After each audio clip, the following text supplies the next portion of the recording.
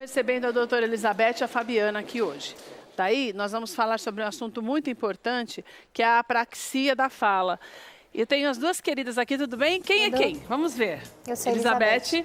A Elizabeth é fono e a Fabiana, ela é a presidente da Associação Brasileira de Apraxia da Fala na Infância. Primeiro, Fabiana, eu quero saber por que você que criou essa associação? Isso. Por quê? Há 5 anos atrás, Ana Beatriz, minha filha, que tem apraxia de fala na infância, teve esse diagnóstico. E a doutora Elizabeth... Ela era recém-nascida? Ela tinha 2 anos e meio. Ah.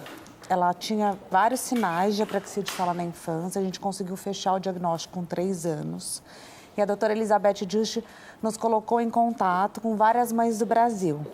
E eu, de Goiânia na época, hoje eu moro em São Paulo, mais a mãe da Gigi, Juliane, de Curitiba, mais a mãe do Gabi, Mariana, de Porto Alegre, nós decidimos começar a trabalhar a apraxia de fala na infância no Brasil, porque naquele momento não tinha nenhuma informação em português. E vamos saber agora, antes dela continuar, o que é a apraxia, doutora?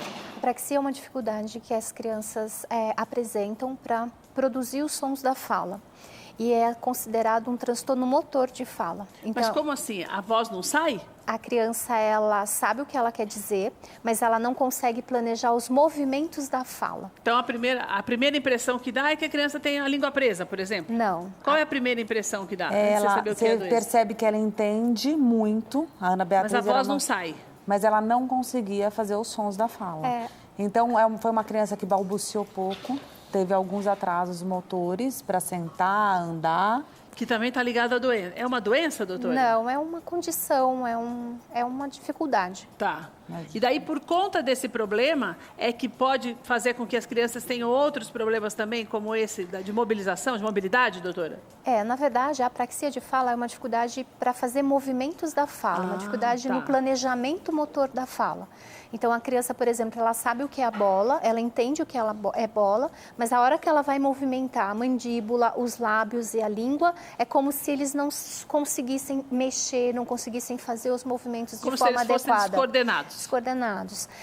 E aí, assim, a apraxia, ela pode vir combinada com outras dificuldades. Então, por exemplo, atraso para andar, dificuldade de coordenação motora fina, pode vir junto com outras condições. E, doutora, isso é hereditário ou não?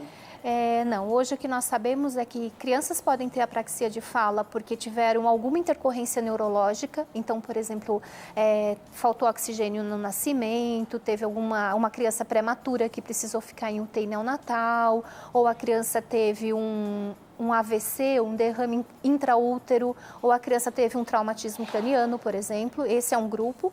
A gente tem um outro grupo de crianças que tem apraxia de fala, principalmente os casos mais severos, porque a apraxia também você tem casos menos severos e mais severos. E esses casos severos, hoje em dia, a gente acredita que existe uma base genética. Então, a criança pode ter alguma alteração em algum gene, em algum cromossomo, que pode ter desencadeado a apraxia. Ou a gente tem um terceiro grupo, que são crianças que já foram investigadas, mas até o momento não foi encontrada nenhuma causa específica com os exames que a gente tem hoje disponíveis. A Fabiana, a filha dela foi diagnosticada por você? Sim. Com quanto tempo? Quanto tempo ela tinha de vida, Fabiana? 2 anos e meio. 2 anos e meio, né, que você falou. E qual é o grau da doença, no caso da filha da Fabiana? Como chama sua filha, Fabiana? Ana Beatriz. Da Ana Beatriz. A Ana Beatriz tem uma apraxia severa, porque hoje ela está com 7 anos e mesmo com 7 anos ela apresenta ainda muitas características. Então, ela não consegue falar de forma fluente, de forma articulada. Então, ela entende tudo, mas ela só não... Ela balbucia, mas ela não pronuncia as palavras. Ela tem uma boa compreensão, mas, por exemplo, na hora que ela vai falar, ela omite sílabas das palavras. Tem algumas consoantes que até hoje ela não consegue falar direito. E ela faz esse tratamento e faz fono e tudo o que precisa fazer desde os 3 anos, os 2 anos. Desde 11 meses. Nossa, meu Deus. Então, não tem cura? Tem uma melhora gradativa e muitas vezes pode ser lenta, quando é um caso como o da Ana Beatriz, que já é mais avançado? Tem crianças que têm apraxia e que, após o tratamento, elas conseguem ter um desenvolvimento adequado de fala e conseguem, assim, principalmente quando o diagnóstico é precoce, o tratamento é precoce e o caso não é tão severo. Então, tem crianças que têm esse diagnóstico que sim poderão ter uma comunicação verbal, vão conseguir se comunicar e pessoas que não são da área até não vão perceber essa dificuldade. Agora, tem crianças com apraxia severa que podem até não conseguir se comunicar verbalmente. Né? Então, são crianças que são mais graves e que, mesmo tendo todo o tratamento, terão sequelas na fala. Né? Então, são crianças que, por exemplo, a criança com apraxia de fala, quanto mais sílabas a palavra tem, mais movimentos de fala ela vai ter que planejar. Então, por exemplo, quando eu falo a palavra pé, eu tenho que pensar no P e no E. Daí então, ela consegue falar com mais tranquilidade. É mais fácil do que se eu tiver que falar, por constitucional. exemplo... Isso Que é a uma gente, palavra... quando era criança, brincava de falar constitucionalissimamente e ficava louca, porque alguém não conseguia, era o suficiente, né? Então, essas palavras maiores são as mais difíceis. Quanto mais sílabas a palavra tem, é mais difícil, e isso, então, acaba prejudicando a capacidade também de formar frases. Então, porque nas frases você tem que juntar várias palavras. Então, realmente, quanto mais sílabas ela tem que planejar e programar movimento de fala, maior vai ser a dificuldade. Então, tem crianças que ficam com sequelas. São crianças que têm um ritmo de fala diferente. Elas falam como se parece que no mesmo tom, no mesmo ritmo, parecem uns sons meio distorcidos, um aspecto meio de um sotaque estrangeiro. Alguns pais falam, parece que fala como um sotaque estrangeiro, porque a apraxia, por ser uma dificuldade motora, ela afeta todo esse encadeamento de movimento, essa sequencialização de movimento de fala. Entendi. E uma das características principais é a quebra de movimento. Então, eu vou falar, por exemplo, a Ana Beatriz, por exemplo, quando ela fala bola, ela não consegue juntar todos os fonemas de forma adequada. Bola, ela vai falar bola. Você percebe que a criança vai colocando pausas, vai tendo quebra. Ela pode comer uma letra? Por exemplo, ela pode falar bó? Ela pode falar bó, ela pode falar ó-a. Uma das características, né, eu acho que é bacana depois a gente poder conversar um pouquinho sobre quais são os sinais que essas crianças apresentam, mas algumas crianças, por exemplo, falam apenas as vogais, ou falam só a primeira sílaba, ou falam só a última sílaba. Agora, antes de você falar essas características, eu quero saber uma coisa, Fabiana. Você não acha que se fala pouco sobre essa doença no país? Muito pouco. Por que se fala pouco? Quando nós tivemos o diagnóstico de apraxia de fala na infância, a doutora Elizabeth nos passou a Associação Norte-Americana de Fonoaudiologia e a Associação Norte-Americana de Apraxia de Fala na Infância. E entrando no site deles, entrando no grupo do Facebook deles, nós nos inspiramos para fazer a Associação Brasileira de Apraxia de Fala na Infância. Mas você acha que não é falado muito porque se confunde com alguns outros problemas e daí acaba não focando especificamente nisso? Nós não temos formação o suficiente na faculdade de fonoaudiologia sobre a apraxia de fala na infância. Esse diagnóstico ele foi descrito na Associação Norte-Americana de Fonoaudiologia em 2007. É um diagnóstico recente também. E hoje a apraxia ela faz um trabalho para divulgar esse diagnóstico, faz formações e informações sobre esse diagnóstico no Brasil. E nossa missão é que as crianças com apraxia de fala na infância hoje no Brasil consigam chegar no seu melhor potencial. E quantas Neste final de semana, que acabou de passar, a gente fez um curso internacional só para fonoaudiólogos. Que lindo isso. Na 5ª Conferência de Apraxia de Fala na Infância, nós tivemos fonoaudiólogas presentes de 23 estados, mais de 100 cidades brasileiras. E o sábado foi aberto, sexta-noite e sábado foi aberto para pais, profissionais da área da saúde, educação. A gente teve mais de 500 pessoas passando na nossa conferência. E quantas pessoas você tem ligado à associação hoje? Pais ligados? Hoje a gente tem mães do Brasil inteiro que são voluntárias dentro da nossa associação e a gente está fazendo um cadastro nacional de crianças com apraxia de fala na infância. Tem uma média de casos no Brasil, doutora? Não, a gente não tem esses estudos. Nos Estados Unidos, eles falam que a prevalência é de 1 a 2 crianças a cada 1000, mas agora os últimos estudos, principalmente de maio para agora, já estão discutindo que talvez não seja esse número, seja uma quantidade maior. Uma questão que eu acho que é importante colocar é que, assim, a criança com apraxia de fala, ela tem uma dificuldade para falar. E muitas crianças apresentam dificuldade para falar. Por né? isso que eu quero que você fale agora dos sintomas que você tinha comentado antes. E até, por exemplo, quando a gente frequenta uma escola infantil, por exemplo, se a gente fizer um levantamento de quantas crianças lá da escola recebem atendimento de fonoaudiólogo, muitos vão falar que fazem fono. Então, assim, a grande questão é o importante é que os profissionais consigam separar o que é uma dificuldade de fala, porque assim, 10 crianças podem ter dificuldade na fala, mas cada uma vai ter um diagnóstico diferente. E ter diagnóstico diferente significa tratamento diferente. O grande problema da apraxia é quando a criança tem apraxia, que é essa dificuldade para fazer os movimentos da fala, de receber esse comando que vem lá do cérebro para que os articuladores se mexam e consigam fazer esses movimentos para a fala. Então, uma criança com apraxia de fala, se ela receber um tratamento tradicional, uma terapia tradicional, como é só uma dificuldade na fala, ela não vai progredir, ela pode ficar perder tempo, ela pode ficar numa terapia que não vai ser adequada para ela. E daí isso piora o quadro ou não acontece nenhuma coisa nem outra? Em alguns casos piora o quadro, porque a depender dependendo da idade também, da né? idade, se você não usa a estratégia adequada, acaba ficando como se a criança se sente frustrada, porque ela não vai dar conta de falar aquilo que está sendo treinado para ela. Então, uma coisa também, um alerta que é muito importante, que eu vejo assim, hoje a gente está aqui discutindo sobre apraxia de fala, mas de uma forma geral, quando a gente fala que uma criança tem uma dificuldade na fala, uma criança está demorando para falar, a gente ainda escuta muito coisas do tipo, não é nada, é normal, cada um tem um tempo para falar. Cada um tem seu tempo para falar. E isso não é verdade, né? Então, existem marcos de desenvolvimento. A partir de quanto tempo já tem que buscar ajuda que não é mais o normal? Toda vez que os pais perceberem que a criança não está atingindo os marcos de desenvolvimento, quais são os principais marcos de desenvolvimento? Já começa quando é bebê. Bebê não pode ser quietinho.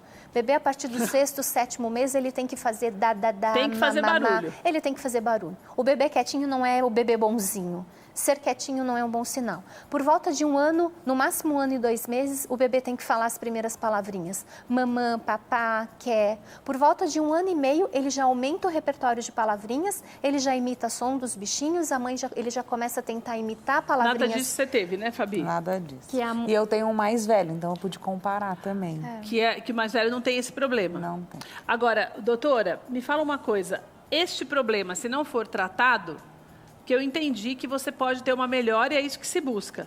Mas se ele não for tratado, isso pode desencadear algum problema mental? Um atraso, não só na fala, porque é o que vai ter mesmo, eles vão conviver com isso, mas um raciocínio? Com certeza. Então, assim, se você não tem a fala desenvolvida, quais são as consequências disso? Interfere na interação social, interfere na socialização com outras crianças, interfere no aspecto emocional, porque são crianças que acabam ficando com baixa autoestima, elas percebem a dificuldade.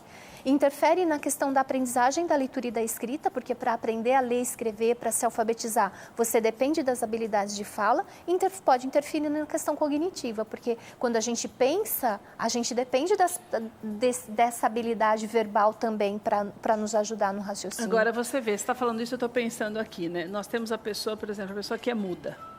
Muitas vezes a pessoa é muda e ela não tem nenhum problema neurológico. Ela é muda, assim como algumas pessoas não têm a visão, outras não ouvem. Só que daí você consegue distinguir exatamente um problema do outro, né? Claro. Porque a pessoa ela é muda, mas ela pode ter todos a inteligência suficiente para desenvolver de outras formas para se comunicar. No caso desse problema, o desenvolvimento ele vem com os exercícios, Exato. né? Porque não é algo já genético, na verdade, não é, Elizabeth? É isso mesmo? A criança com apraxia de fala, ela precisa de um tratamento fonoaudiológico específico. Não é aquela criança, por exemplo, que está faltando estímulo. Então, quando é falta de estímulo, a criança, por exemplo, os pais colocam a criança numa escola e 4, 5 meses depois a criança já está uma tagarela. Então, esse também é um alerta, né? Quando os pais perceberem que a criança estacionou, então, no desenvolvimento infantil, tudo ocorre muito rápido, né? Então, semana após semana, eles vão aumentando a quantidade de palavras, como eu estava dizendo, do desenvolvimento típico. 1 ano e 6 meses começam a combinar palavrinhas. Por volta de 2 aninhos e pouquinho, eles já estão querendo falar pequenas frases. Mamãe dá leite, mamãe dá pão. Quando os pais percebem que a criança está estacionada naquele repertório tão pequenininho de palavras, ou ela faz sons, mas os pais não conseguem entender nada. Isso já é um sinal de que essa criança está desviando da curva normal de desenvolvimento. Então não é uma coisa de ajuda, não é uma coisa que passa sem que se perceba, né, Fabi?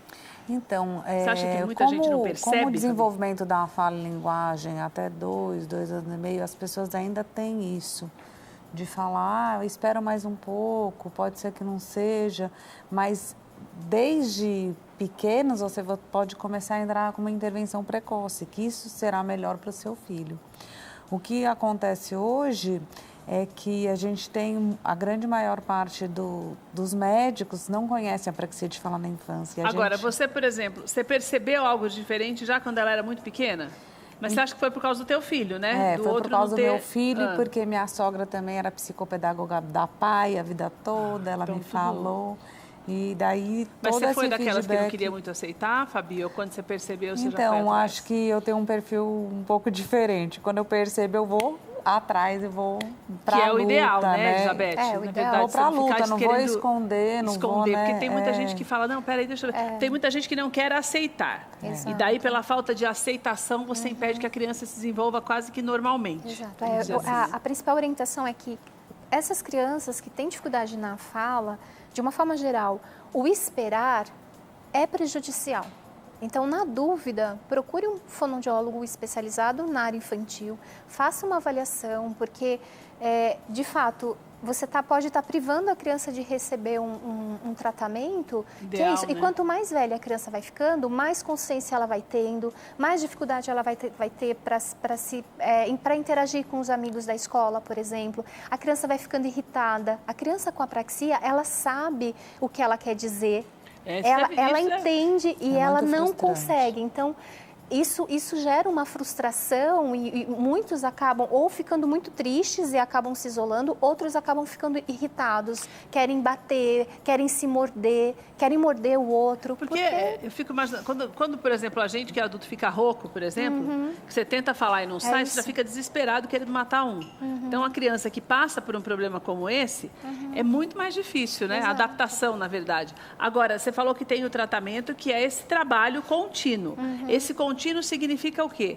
Ir à fonoaudióloga pelo menos uma vez por semana ou é necessário mais vezes, no caso mais avançado, como a da Ana Beatriz, por exemplo? Então, na terapia tradicional, o recomendado é que uma criança vá a fonoaudiólogo uma vez ou 2 vezes por semana. Tem até estudos que mostram que uma criança com apraxia de fala, ela precisa 81% a mais de sessões do que uma criança de uma dificuldade mais clássica de fala. Mas aí, Elizabeth, entra o problema nacional, que é a falta de dinheiro. Exato. Então, o convênio cobre esse tipo de coisa? O recomendado é, no mínimo, 2 vezes por semana, mas assim, a gente tem, por exemplo, a Associação Americana, lá nos Estados Unidos, eles recomendam de 3 a 5 vezes, que seria fono praticamente todos os dias.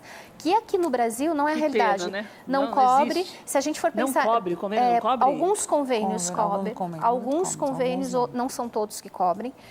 Ou cobrem parte da sessão, não cobre toda a quantidade de sessões.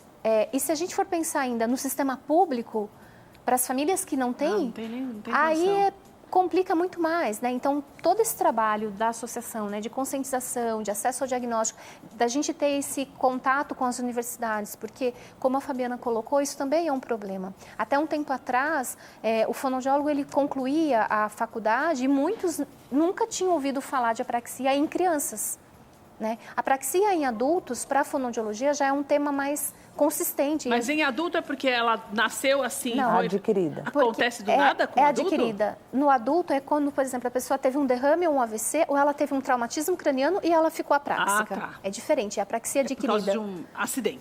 Assim. Na criança, não. É algo do desenvolvimento, vem com o desenvolvimento da criança. Que é diferente até a recuperação, porque no caso do adulto, ele vai recuperando, né? No caso da criança, vamos dizer assim, de uma maneira leiga, ela nasce sem essa possibilidade. Ou nasce com essa deficiência muito latente, Exato. Né? O adulto teve a experiência, então ele adquiriu e perdeu. Então, o tratamento você vai fazer com que ele readquira. A criança, ela não aprendeu. Então, é muito mais difícil. Fabiana, e como é que vocês estão fazendo para orientar os pais que não têm a menor condição de fazer sequer uma sessão e tem aí a possibilidade, ou melhor, deveria fazê-la pelo menos 3 vezes por semana? Então, a Associação Brasileira de Apraxia de Fala na Infância, nós com a doutora Elizabeth e outra fonoaudióloga aqui no nosso conselho técnico, a gente já rodou o país com 51 cursos sobre apraxia de fala na infância. Ai, que lindo isso. E nesses 51 cursos, a gente sempre faz alguma ação dentro do SUS. Então, nessa conferência do último sexta, sábado, domingo que a gente teve em São Paulo, nós tivemos presentes 9 fonoaudiólogas do governo do estado de São Paulo que trabalham dentro da rede Luci Montoro, tivemos fonoaudiólogas da ACD. Então, a gente tem uma rede realmente colaborativa a favor das crianças com apraxia de fala na infância. Para que as pessoas sejam treinadas a atendê-las também na rede pública, né? Para que o tratamento seja adequado. Também Está não longe nada, do ideal, né, está longe do ideal, mas nós já estamos fazendo algo. Nós temos a gente tem a Abrapraxia Solidária, a gente abre a Apraxia Solidária. Você entra no nosso site, tudo que você precisar, você como mãe, fonoaudióloga, se você preenche uma ficha e você fala, olha, eu estou precisando ou de materiais ou fazer um curso, nós temos 2 cursos online hoje, então a gente está agindo para que a apraxia de fala na infância não fique desamparada, a criança com apraxia de fala na infância. A gente tem uma média de quantos no Brasil, Fabiana? Tem levantamento disso? Não, então a gente está fazendo esse levantamento agora. Quantos vocês acham que tem mais ou menos? Eu não sei te dizer, você sabe, noção, doutora né? Elizabeth. E é porque muita gente tem e não sabe, né, Elizabeth? É o que você falou, os sintomas são muito semelhantes, muita gente nem sabe que é isso, na verdade. A gente está carregando agora esse livro como nosso troféu. Deixa eu mostrar. Que a gente acabou de traduzir do inglês para o português. Que lindo isso, meu Deus. Como tratar a apraxia de fala na infância. A doutora Elizabeth... Isso aqui é bom para quem trabalha, né? Fez a revisão desse livro. A revisão técnica foi feita pela doutora Elizabeth.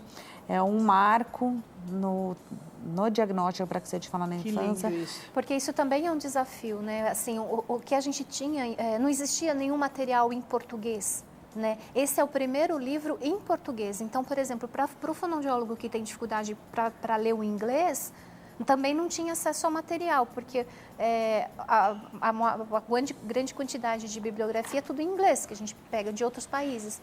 Então, isso também vai ser uma colaboração enorme, porque assim, está em português. Então, para aqueles que não leem no inglês, vai ter a possibilidade. É o primeiro livro em português. Ô, Fabiana, sabe o que tinha que ter, menina? Tinha que ter em toda a cidade um fonoaudiólogo disposto a atender esse povo, né, Elizabeth? Esse é nosso sonho, né? É um sonho. E você que está assistindo a gente, eu vou deixar o site para você entrar em contato com a Fabiana, você que é profissional da área e não tem muito conhecimento sobre especificamente a apraxia, para que você seja também um ponto de ajuda onde você mora.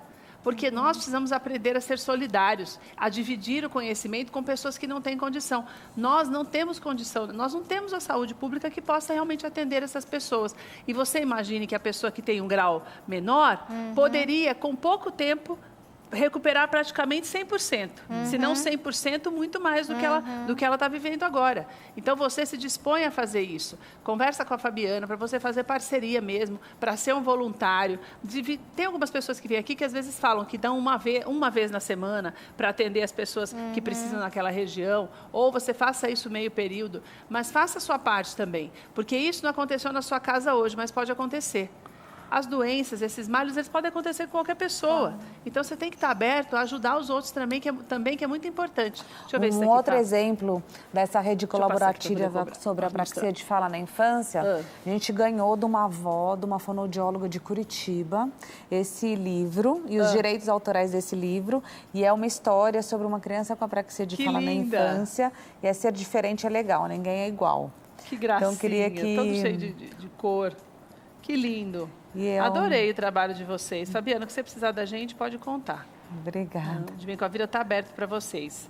Eu vou deixar o site da Fabiana, apraxiabrasil.org. Tem no Instagram também, Apraxia Kids Brasil, para você ter mais informações, conversar com ela. Você está passando por algum problema com o teu filho que ainda não conseguiram diagnosticar, conversa com ela para que você possa ser encaminhado e que você realmente tenha essa possibilidade. Tem o YouTube também, Abra Apraxia. E tem também o Facebook, que é o Apraxia Kids Brasil. Meninas, obrigada, viu? Obrigada, Parabéns pelo trabalho. Lindo mesmo. Obrigada.